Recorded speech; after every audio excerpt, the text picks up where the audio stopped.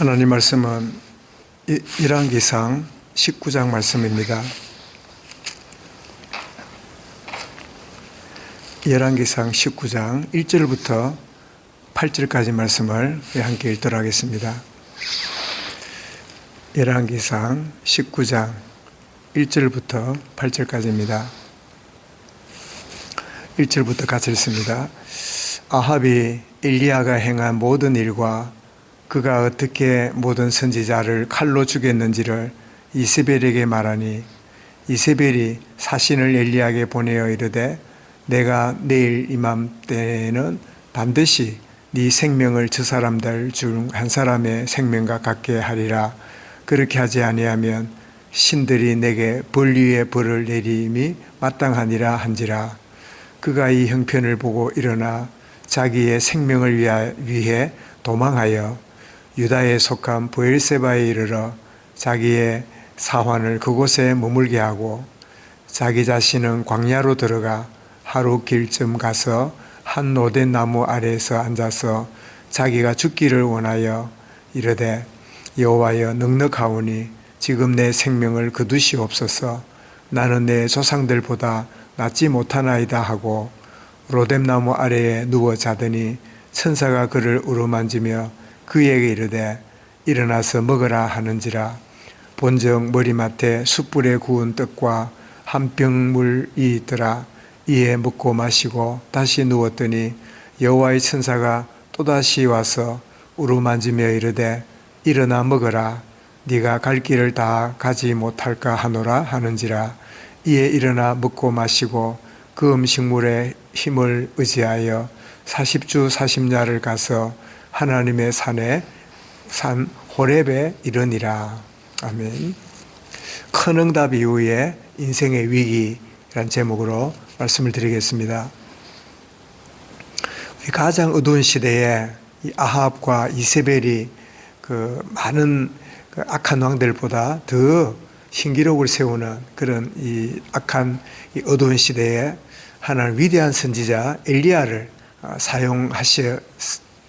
불러서 사용하심을 우리가 어제 살펴보았는데, 이 악한 왕 아합과 우상 숭배하는 이 이세벨이 깨닫게 하게 하시려고 비를 3년 동안이나 내리지 않도록 이렇게 하심으로 하나님께 돌아오고 깨닫게 하기를 원하셨는데, 그리고 더 나아가서 그들에게 영향을 주고 있는 이 바알 선지자, 아세라 선지자 총 850명을 불러서 이 갈멜산 꼭대기에서 불을 내리는 신이 참 신인 것을 보여주는 그런 백성들과 아방이 보는 앞에서 불이 내려서 재물을 태우고 참 온전한 하나님의 이 증거를 보이는 이런 일이 벌어지면서 이제 이 악한 그 왕을 영향을 주는 이 이방 선지자들을 다 칼로 물리치는 이런 그 일이 일어나게 됐을 때 백성들도 하나님이 참 우리가 참신이시구나 하는 걸 알게 되고, 엘리야도 얼마나 힘이 나고 자부심을 느꼈을지 우리가 충분히 짐작이 되지요. 그런데 이 큰 응답을 누리는 이 엘리야에게 바로 인생의 큰 위기가 찾아옵니다.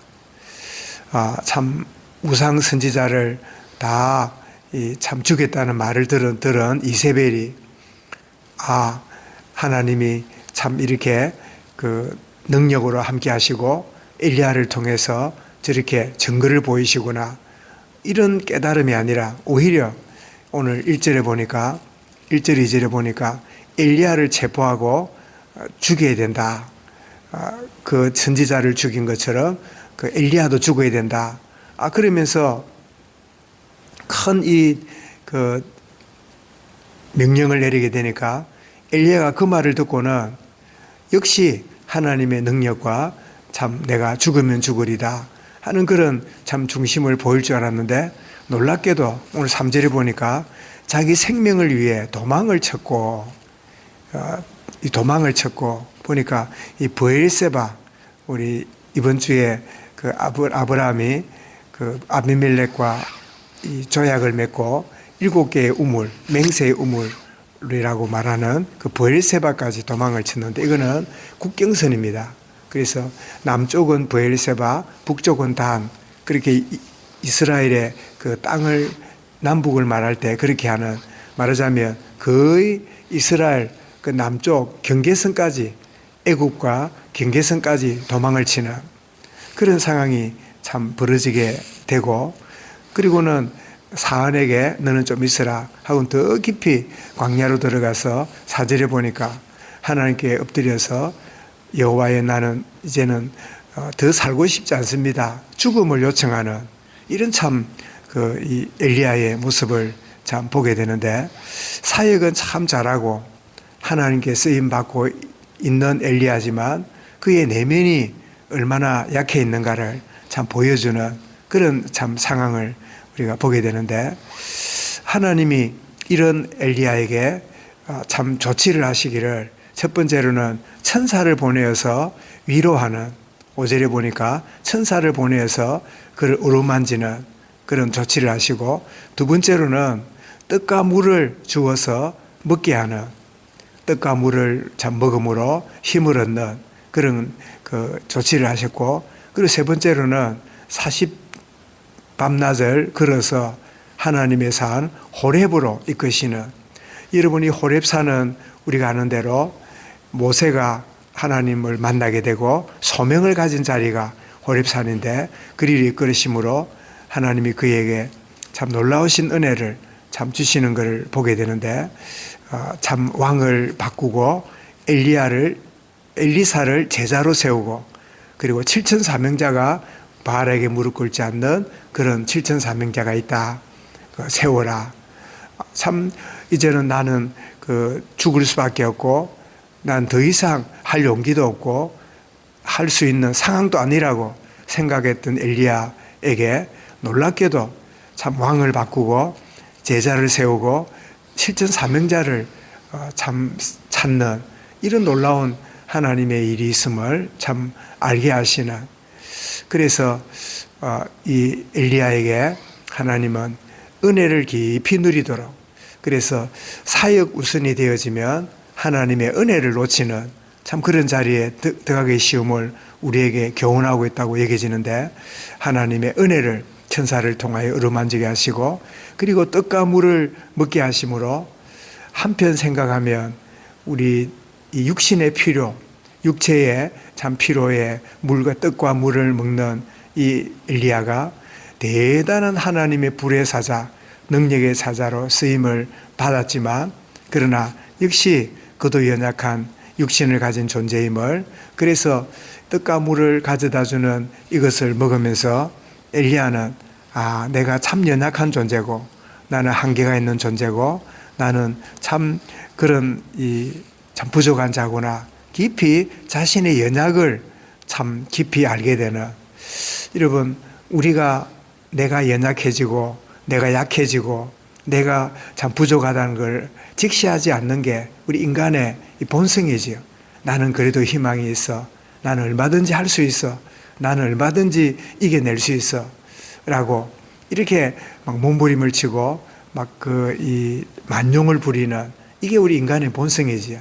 그러나 엘리야가 깊이 하나님의 은혜를 체험하고 자신의 연약을 깊이 인식하는, 하나님은 위대하시지만 나는 정말 연약한 존재구나, 나는 정말 참 약하기 짝이 없는 존재구나, 이걸 알므로 더욱 하나님을 의지하게 되고, 하나님의 새로운 시작, 조금 전 말씀드린 대로 왕을 바꾸고 제자를 세우고 7천 사명자를 찾는 이런 하나님의 일을 참 내가 하는 게 아니라 강하신 주님의 손에 붙잡혀서 온전히 참 하시는 새로운 사명을, 새로운 시작을 보게 하시는, 그래서 오늘 조금 전에 찬송한 대로 우리 300장에 내 마음이 낙심되며 근심에 눌릴 때 주께서 내게 오사 위로해 주시네, 가는 길 캄캄하고 괴로운 일 많으나 주께서 함께하며 내 짐을 지시네, 희망이 사라지고 친구 날 버릴 때